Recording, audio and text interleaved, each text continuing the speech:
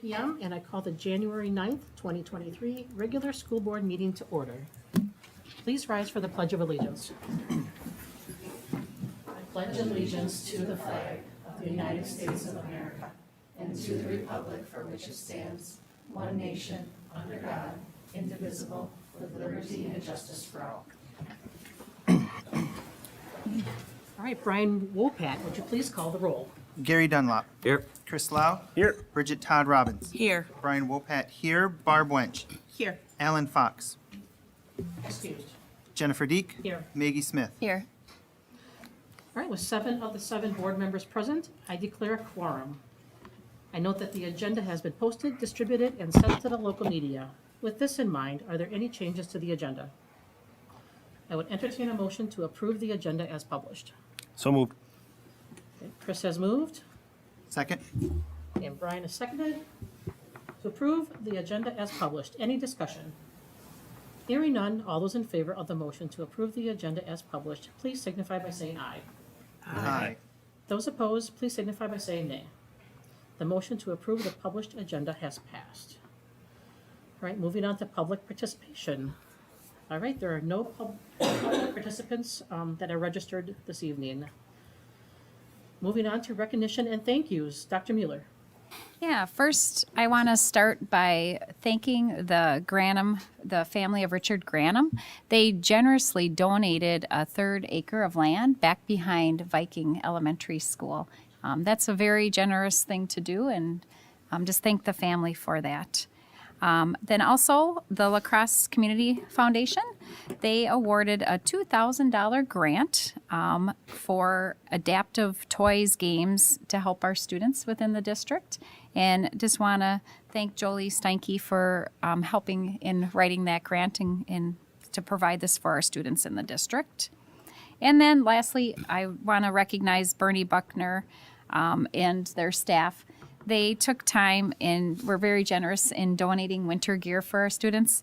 We're talking 120 pair of ski gloves. Like, that's wonderful. And snow boots and snow pants, and definitely are in use. And our students definitely appreciate that. So thank you to them for thinking of us in the district and supporting us in that way. So thank you to those community members.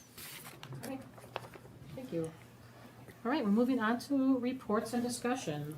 Executive Director of Finance and Operations, Julie Holmen, and Director of Public Finance and PMA Securities, Eric Koss, will present the 2022 Referendum Financing Plan recommendation.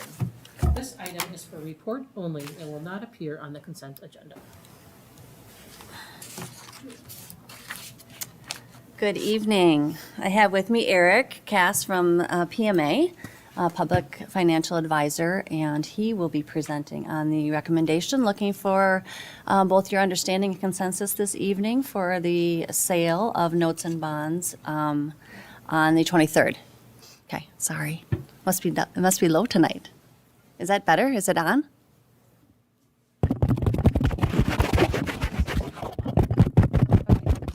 All right. Okay, so you can go ahead.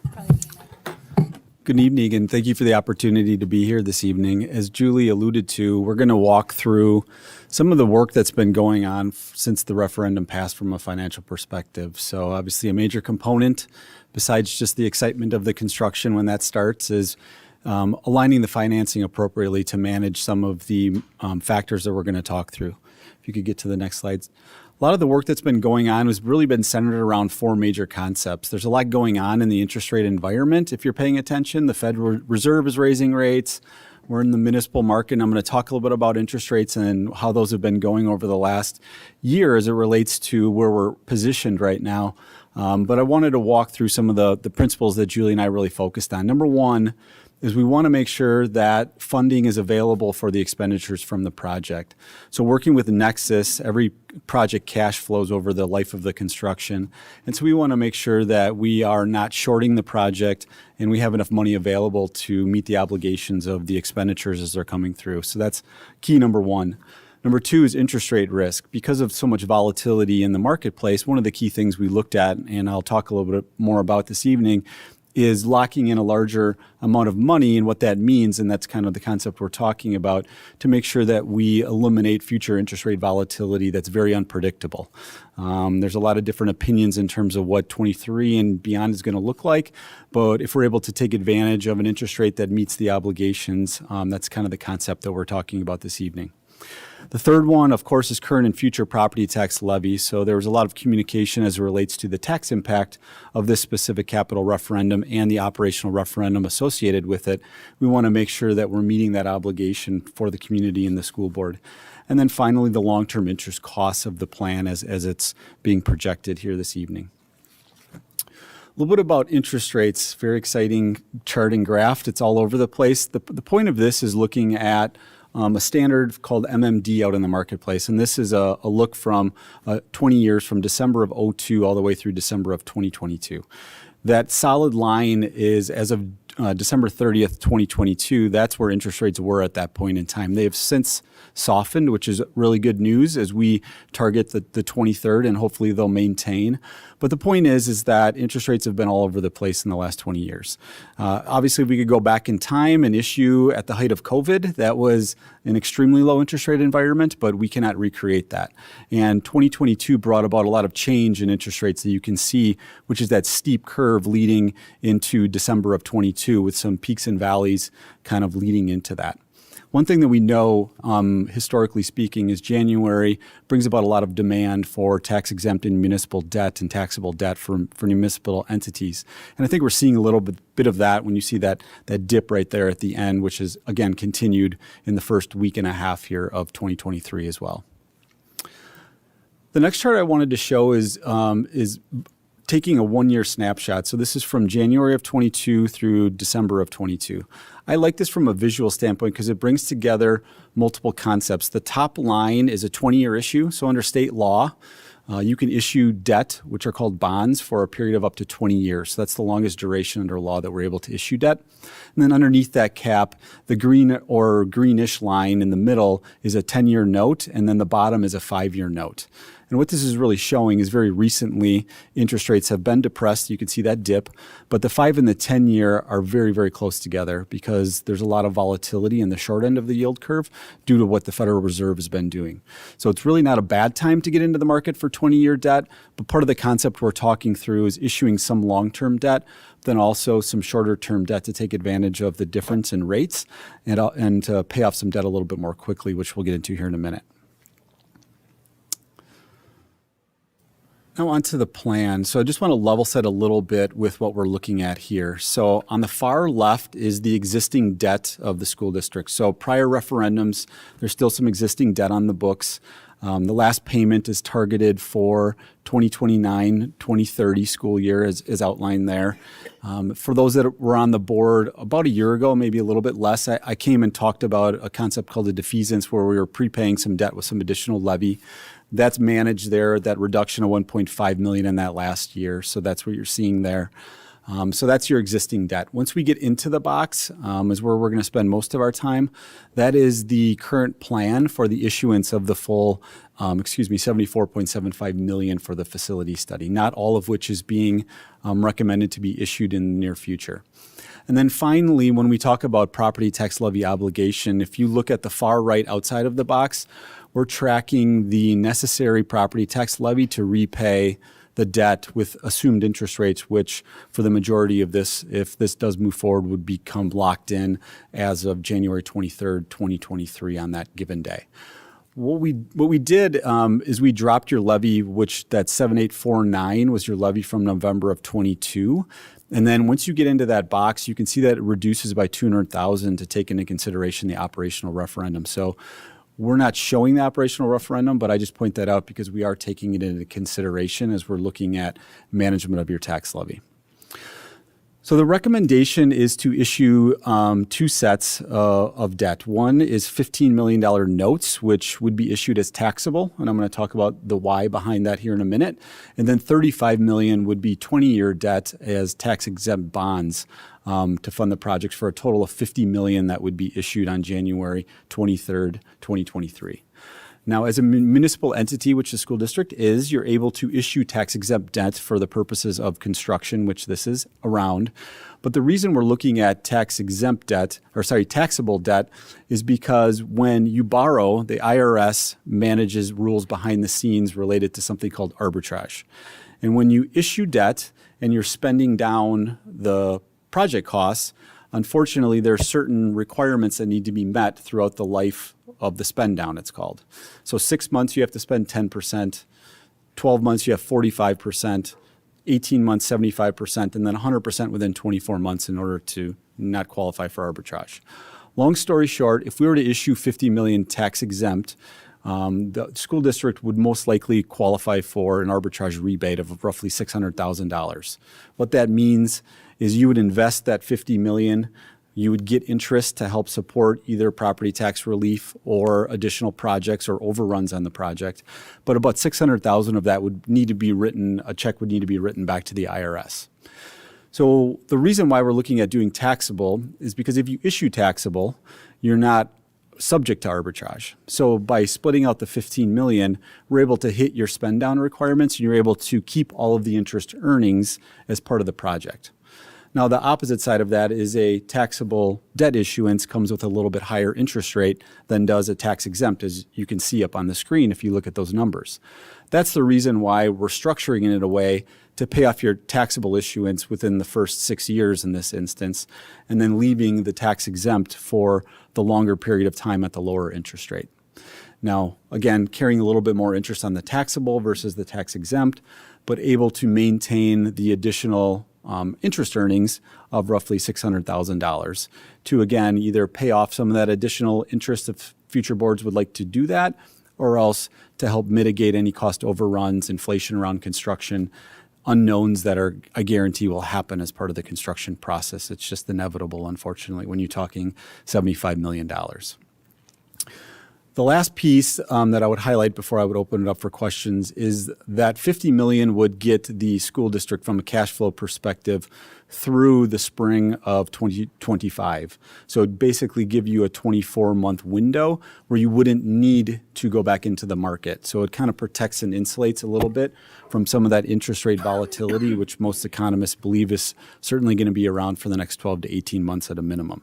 So it pushes that requirement out to borrow from a cash flow perspective, again, until the spring, or in this case, July of 2025, where we would look at locking in the additional 24.75 as part of that debt profile. Again, out tax exempt for the full 20 years at that point in time. I just want to caution that that's going to change as we evolve. 24 months from now is a long period of time. Interest rates will change. Strategy may change. We don't know that. This is just our best guess on that piece. But we're very confident in where we're at on the 50 million in terms of interest rates and structure and what we believe is best for the school district after all the work that Julie and I have done over the last few months. So happy to answer any questions. Questions? I don't think there's any questions. Okay. Thank you for explaining it. I've been wondering. What you were gonna say.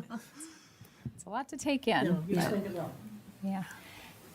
All right. So I think we're good. Okay. All right, we will plan to move forward with the sale of the 15 million promissory notes and the 35 million government obligation non-taxable bonds on the 23rd. And then that evening at the board meeting, you will receive 2 resolutions to act on that sale. And it will also include a copy of the bid summary, so you'll be able to see all the banks that bid and what their interest rates were that they bid to buy the bonds. And so that's kind of interesting to see who's in the market and how well we do. And then just as another update, tomorrow we actually have our Moody's call rating.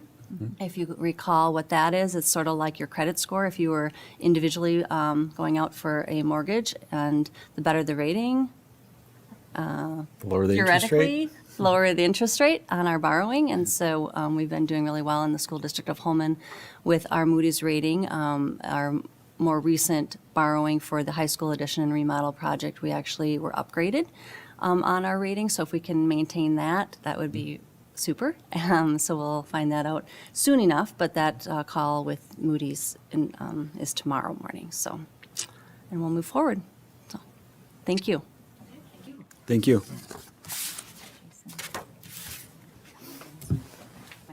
Skip it. Thank you. We'll talk to you tomorrow. Safe drive. So we're going to skip over item 8.2 at this time, and we'll come back to that once Jason Mullough is. So we'll be moving on to item 8.3. Executive Director of Instructional Services, Kim Edwards, will present the annual education options. This item will appear on January 23rd consent agenda. Good evening. Yes, every year we're required to provide notice of all the educational options that are available to students and families residing in the school district, as well as notification about the district's accountability report. This report that you see in front of you will also be posted in the La Crosse Tribune on January 17th. But you'll see a listing of the educational options that are available to our resident students, everything from our regular school district program, our early college credit program, Start College Now, AP courses, a lot of things that you've seen come before you with the board with a deeper explanation of, but you'll also see the links there to provide more information if it's a link to a DPI program. So you'll also see like our tutorial programs, independent study, online courses, summer school as well. All those pieces are linked in there all the way down to our full-time, part-time open enrollment programs and even courses for home-based private education with DPI support there as well. And then below that, you'll see our accountability report that will also go out in the posting, and that is also something that I provided a more in-depth report about, I'd say about a month ago. But we'll provide the scores for each of the buildings as well as our district, and then the ranking that they fell within as part of their accountability score. Questions or comments about that? Questions? No questions. Okay, thank you.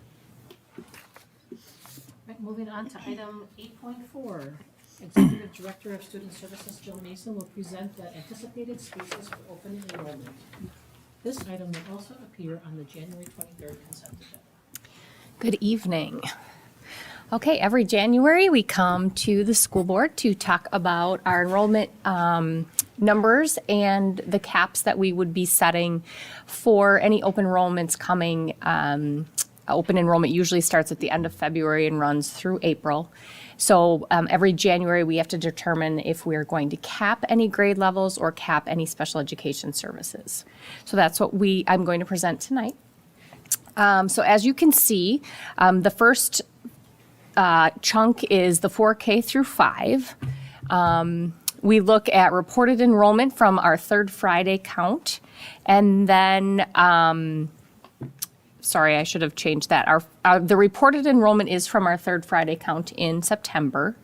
And then the projected enrollment, we look at the APL study, and it's been updated this year, correct, Julie? We had been using that, but this is a new projection. A new projection. Because we're trending a little higher Higher. than they had estimated. Yep. Yep, so usually we look at the projections created for us. And so those are the numbers that we use in order to come up with anticipated spaces, anticipated sections. Given that we'd like to see more enrollment in our school district, we are keeping the spots open or the slots open available for general enrollment from 4K through 5, and then 6 through 8 and 9 through 12. So all of the spots for regular education will be open for next year. Any questions on that?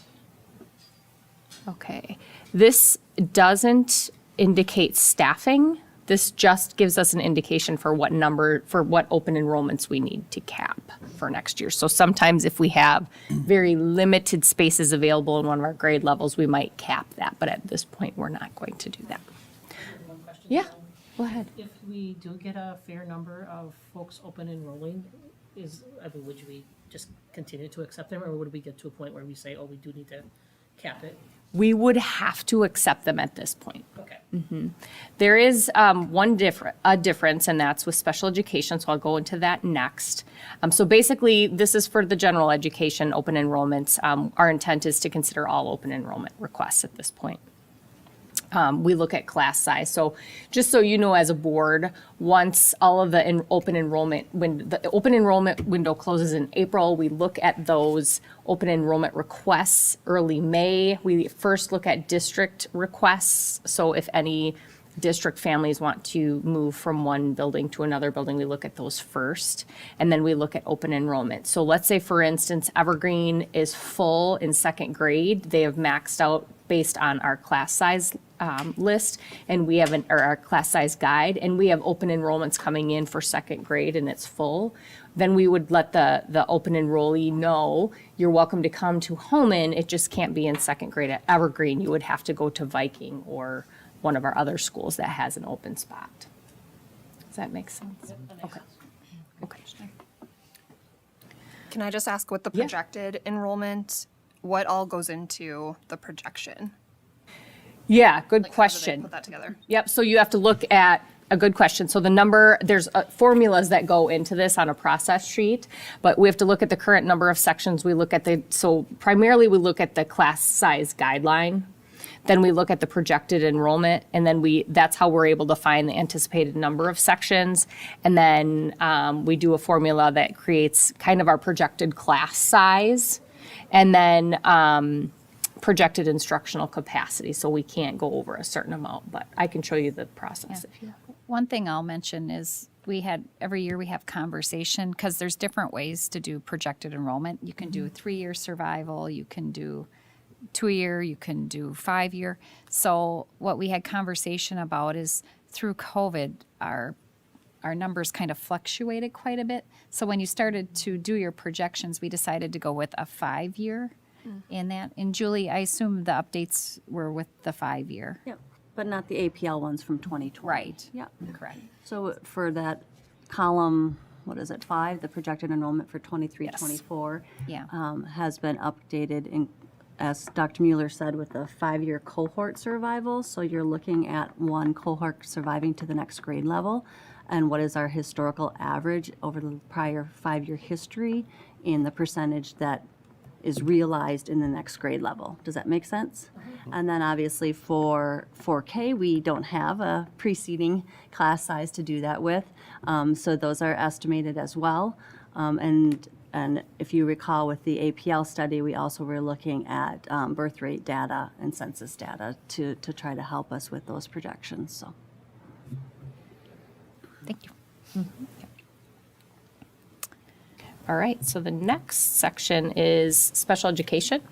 And so these, the general education we looked at, the third Friday count in September, these I'd use the projections based on the most current numbers that we have, because a lot can change from the beginning of the year for special education caseloads. So just looking at the first part, that's our cross-categorical special education services. So those are in each of our buildings. And then the bottom, Project Live, Bridge, and Search, are all our 18 to 21-year-old transition programs. And so most of them are open because our general education are pretty much open. We do have some spaces open in Project Live, Bridge, and Search right now. But we want to make sure we put those numbers on there because other districts apply to come into our school district under a 660301 agreement. So we just want to make sure we keep those numbers listed in case we have to, in case there's more than 2 or 4 that need to come in, we'd have to deny those. Any questions on the cross-categorical? And these are the numbers we know of now, including the referrals we have right now. Then the early childhood special education services, this is where we've seen kind of the most increase over the last couple of years, but primarily this year. We currently have 28 referrals going on, and that's between now and September 1. Those are what we know of because Birth to 3 refers to us at least 90 days ahead of time, so we know about some of our kiddos coming in already in September. This is probably the highest number we've seen, or at least I've seen since I've been here. So we are capping those services. We just don't have space right now. We won't have space next year for anyone to open enrollment. And then occupational and physical therapy services, we don't have any spaces open there. We're capped. We use the DPI recommendation. It's very old, but most of us local directors still use it because that's the only thing we have. So that's the guide that we use. So we don't have any spaces in occupational therapy or physical therapy. And then nor do we have any in speech and language. We're already contracting speech and language services for our early childhood program. So we have 2 individuals that are sharing that position right now and are pretty maxed out with all the birth to 3 referrals that we are getting at this time. So basically, the special education services that we'll be capping are any student who needs a one-on-one adult support. And we don't really have to put that in here because that would be an additional cost. So we don't already have like a one-on-one EA for that student. But I'm adding it in here because oftentimes parents ask when they open enroll if they have a one-on-one aide. So I have put that in there. So anyone who needs an adult support for the majority of the day will be denied. Students with disability-related needs requiring speech and language services, occupational therapy, physical therapy, those services in an IEP would be denied. And then anyone requiring early childhood special education services, along with any student requiring crisis intervention for lagging skills in emotional regulation. The reason I included that, I haven't in the past, but we have seen a lot of our students really, really struggling with emotional regulation to the point of needing seclusion and restraint services. And we really, really try to not do that. And when we have students open enrolling to us with that on their IEP, it's really hard to manage. We usually have 2, if not 3, sometimes staff members trying to help intervene with students so they are safe and our staff are safe. So we just don't have enough staff and supportive services to be able to have open enrolled students with that on their IEP right now. Any questions about all of that? Questions? Jill, are you working with other directors, in the area, the region, about especially those early childhood referrals?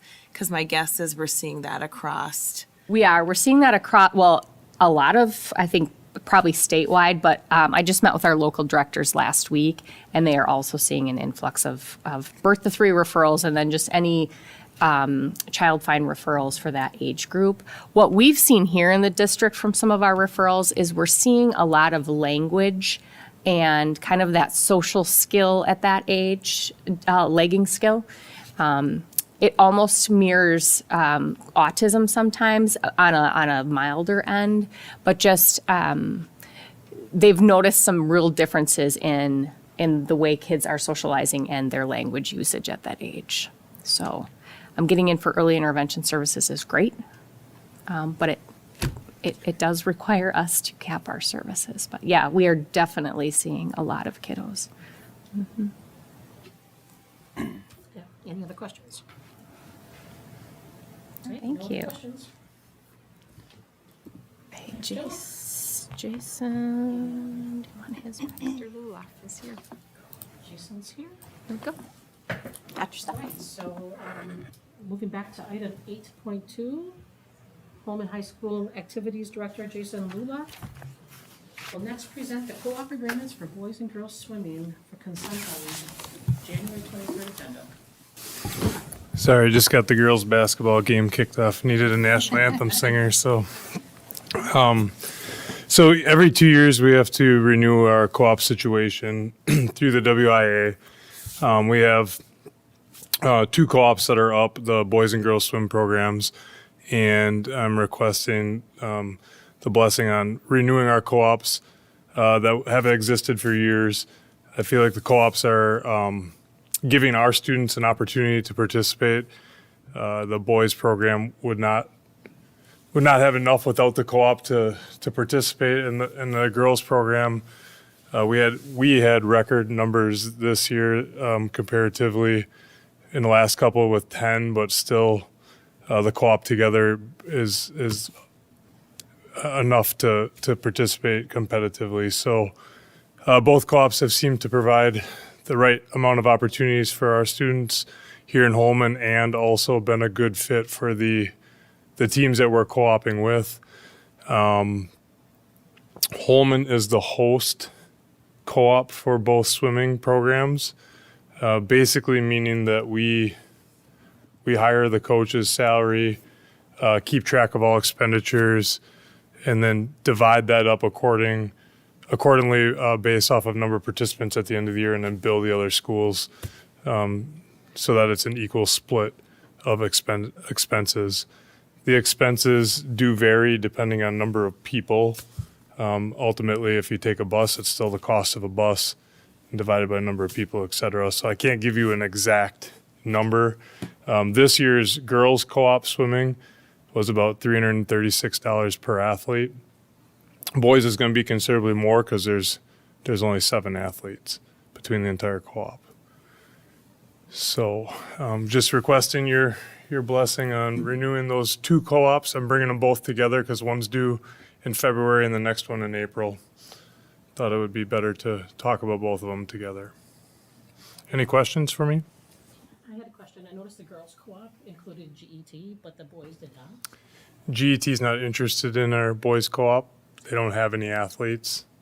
So they've been asked and didn't care to participate. Any other questions? Great, that's it. Thank you.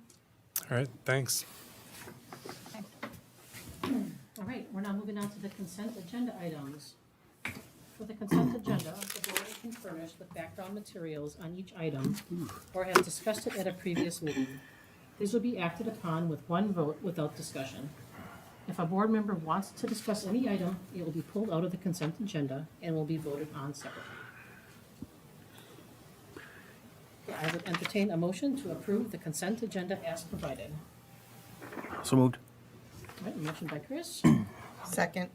and seconded by Barb. Is there any discussion? Hearing none, all those in favor of approving the consent agenda, please signify by saying aye. Aye. Those opposed, please signify by saying nay. Motion passes. All right, we're moving on to the board debrief. I will call upon board members and ask you to present any comments or committee reports you have. Gary, we're going to start with you. I have nothing to say tonight, thanks. Okay, all right, moving on to Chris.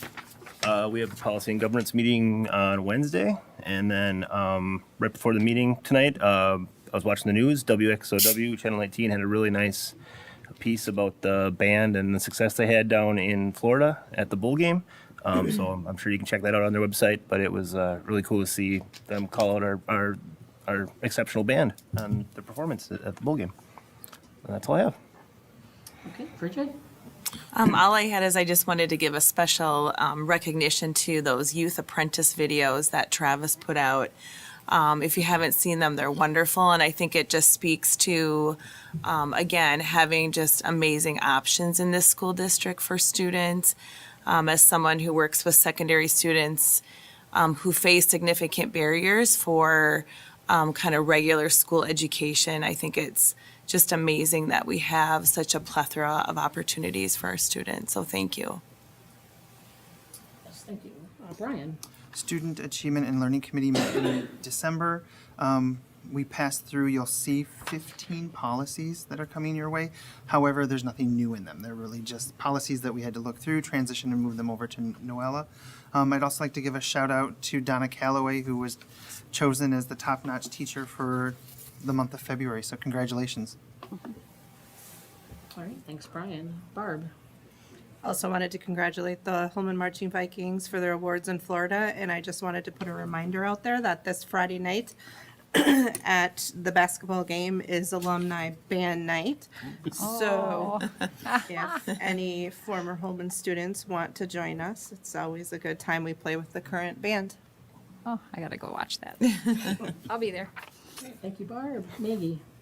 Yeah, I will just add a kudos for bus drivers. I've thought of them often the last couple of weeks with Wisconsin winter weather and keeping all the students safe. And then also school nurses dealing with just viruses and germs everywhere. So kudos to all of them. Otherwise, nothing else. Okay. I'd like to thank the 5 school board candidates running for office this year. I know it's not always easy to put your name out there, and I guess I welcome the process and the election that's going to come in April. I also want to make comment on the continued alumni spotlight and the youth apprenticeship video series that Travis continues to put together. I love to see the great success that our students have, and those have been really, really nice.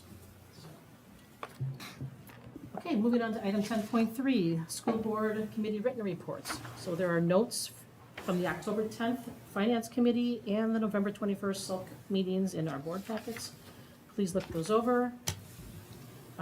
Next week, many of us will be at the state convention in Milwaukee. So looking forward to that. That runs January 18th through the 20th.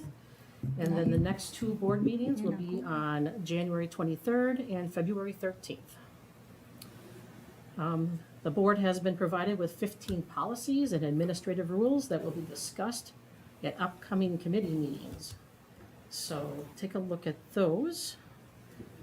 And then the Student Achievement and Learning and Finance Committees are advancing 15 policies to the board for first reading.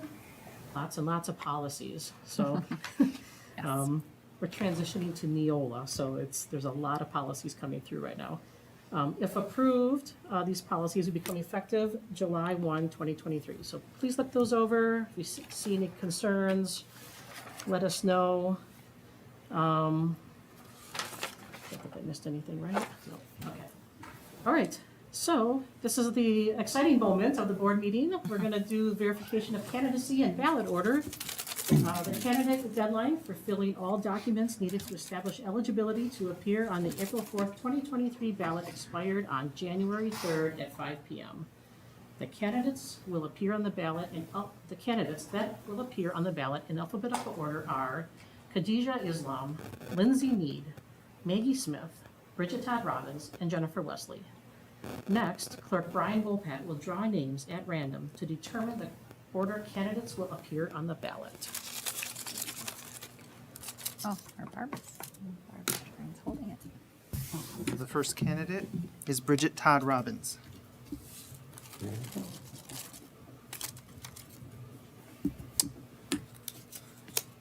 The second name is Lindsay Need.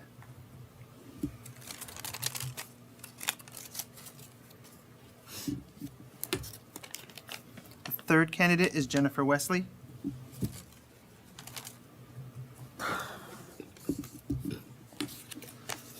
The fourth candidate is Khadijah Islam.